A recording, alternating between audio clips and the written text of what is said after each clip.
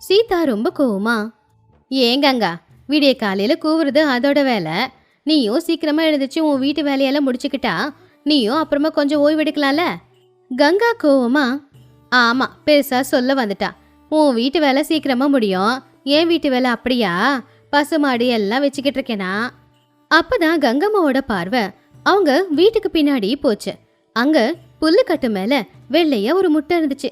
அதை பார்த்து அவ ரொம்ப சந்தோஷமா உடனே அந்த முட்டைக்கு பக்கத்துல போய், அப்பாடா, இன்னைக்கு என் அதிர்ஷ்டம் நல்லா இருக்கு, இன்னைக்கு இந்த முட்டையை போட்டே நான் குழம்பு வச்சிடுறேன்.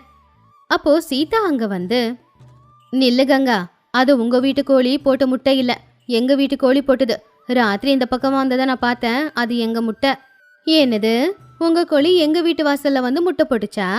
இதுல உங்க கோழியோட பேர் எழுதி வச்சிருக்கா என்ன? எங்க வீட்டு வாசல்ல இருந்தா இது எங்களுதுதான். அது எப்படி ஆகும்? அந்த கோழிக்கு தீவனம் போட்டது நானு, அந்த கோழி எந்த, அப்ப அந்த முட்டையும் எனக்கு தானே சொந்தம். நான் கொடுக்க மாட்டேன், என் வீட்டுக்கிட்ட எது இருந்தாலும் அது எனக்கு தான் சொந்தம். இந்த சண்டையை கேட்டு ராமையா பீமையா 2 பேருமே வெளியில வந்தாங்க. என்னாச்சு சீதா, காலையிலேயே எதுக்கு இவ்வளோ சண்டை? ஏங்க பாருங்க, நம்ம கோழி இவங்க வீட்டு வாசல்ல முட்டை போட்டுச்சாமா, அத அவங்களுக்கு சொந்தம்னு சொல்றா.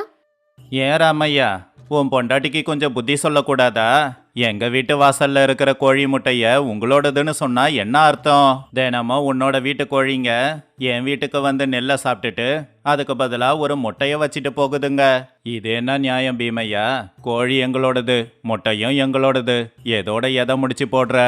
நான் எதோடவோ முடிச்சு போடல, இது எங்களோட முடிவு. இந்த முட்டை என்னோடது. இது எல்லாத்தையுமே எதிர் வீட்டு திண்ணையில உட்காந்துக்கிட்டு லக்ஷ்மியும் சுப்பையாவும் பார்த்துக்கிட்டு இருந்தாங்க. அப்போ லக்ஷ்மி ஆர்வமா, ஏங்க பாத்தீங்களா, ஒரு முட்டைக்காக 2 குடும்பம்